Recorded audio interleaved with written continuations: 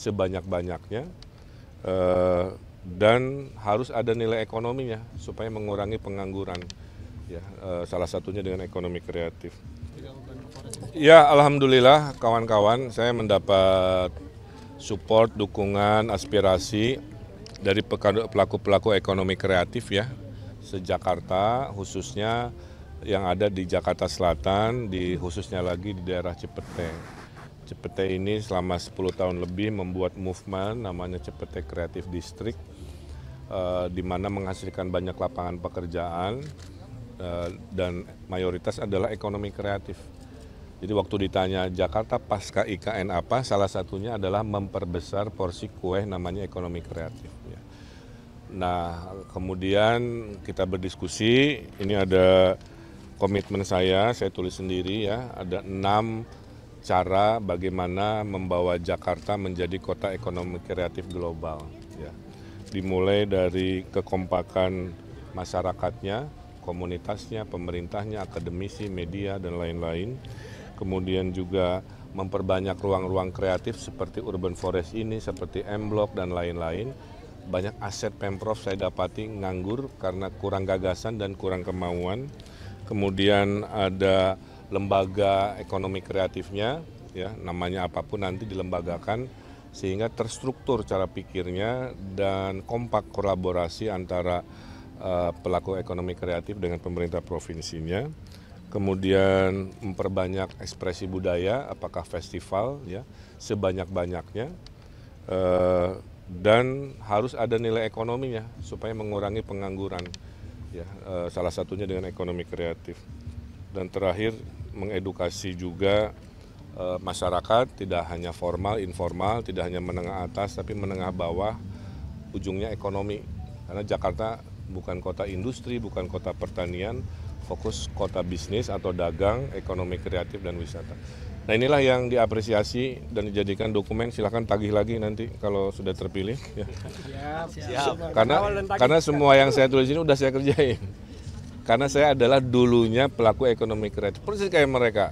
Pelaku ekonomi kreatif, saya kan kantor arsitek ya. Terus kesel ke kotanya, terus bikin komunitas, beli kesel lagi karena pemerintahnya nggak respon. Saya rebut kotanya di Bandung dan akhirnya jadi pemimpin. Rutenya sama lah. Jadi saya paham betul isi hati mereka, hanya kurang dapat rangkulan. Makanya nanti pasangan Ridho komit ini dokumen bisa dipakai untuk nagih lagi. Saya kira itu. Kang, saya kembalikan ke... Kang, itu tadi pelaku industri kreatif mau dilembagakan, apa nggak diaktifin aja dinas budayanya gitu? Beda, kan kita ada DKI, ingat nggak? D, desentralisasi, K, kolaborasi, I, inovasi. Negeri ini nggak mungkin mengandalkan hanya pemerintah.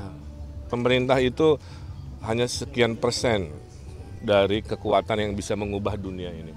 Maka masyarakat harus dirangkul sehingga kekuatan. Jadi mohon maaf ya, tidak mungkin dikit-dikit hanya dinas dikit-dikit, hanya itu pola manajemen yang jadul. Yang maju itu adalah pola manajemen yang kolaboratif.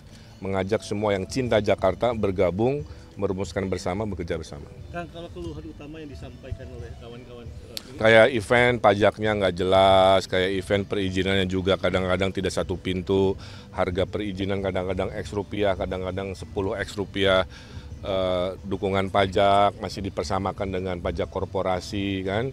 Harusnya ekonomi kreatif kan masih kelas menengah, harusnya nanti kita cek treatment perpajakannya, mudah-mudahan bisa kita berikan insentif dan lain-lain. Saya kira terakhir kebutuhan ruang masih kurang, ruang kreasi, ruang ekspresi masih kurang. Pak, terkait usulan itu Pak, Twin City Pak, 2 ibu kota Pak, antara IKN dan Jakarta.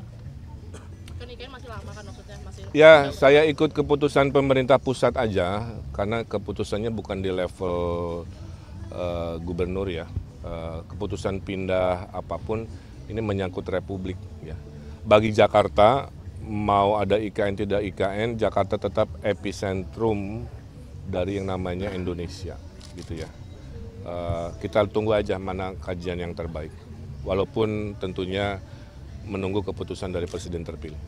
Kang Emil, apakah ekonomi kreatif ini menjadi salah satu cara Kang Emil untuk mengurangi pengangguran di Jakarta? Apakah ada Betul. sektor-sektor lain Kang Emil yang akan didorong? Ekonomi kreatif sendiri kan ada 13 sampai berapa? 18 subsektornya. Kalau masing-masing jiwanya entrepreneur kan luar biasa.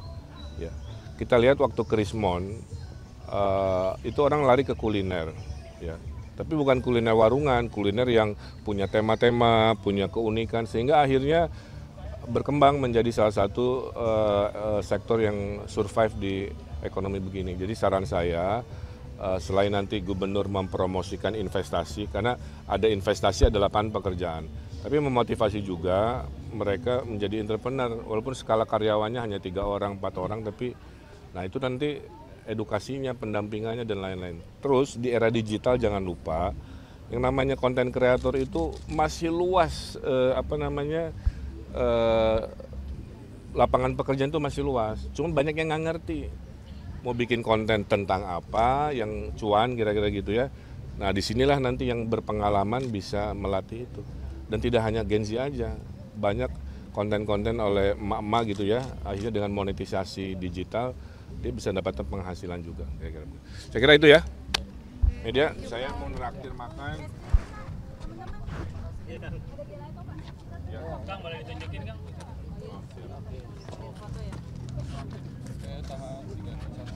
Oh iya, 21. Semoga wasitnya enggak 9+6 sama dengan 99.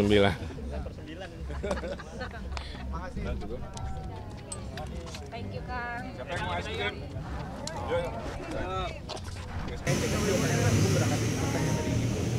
Nah dari situlah akhirnya terciptalah gerakan ini makin organik banget gitu. Orang-orang yang berkumpul makin banyak.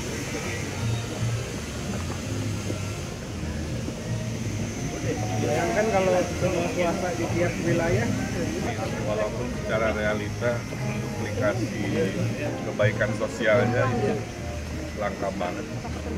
Saya kagumnya itu. Kirain orang Jakarta kan semua money oriented. Sehingga kalau punya lahan begini ngapain? Ya. 3, 2, 1. Betul, Yang terbuka ya? Orang cepet deh, index of happiness-nya lebih tinggi lagi. tadi kita lihat untuk diskusi di Kopai. Nah ini areanya ini ditopong. Boleh? Atau Kang Emil mau lihat situ Kita dikit muter aja. sambil muter ya? Makan. Ya.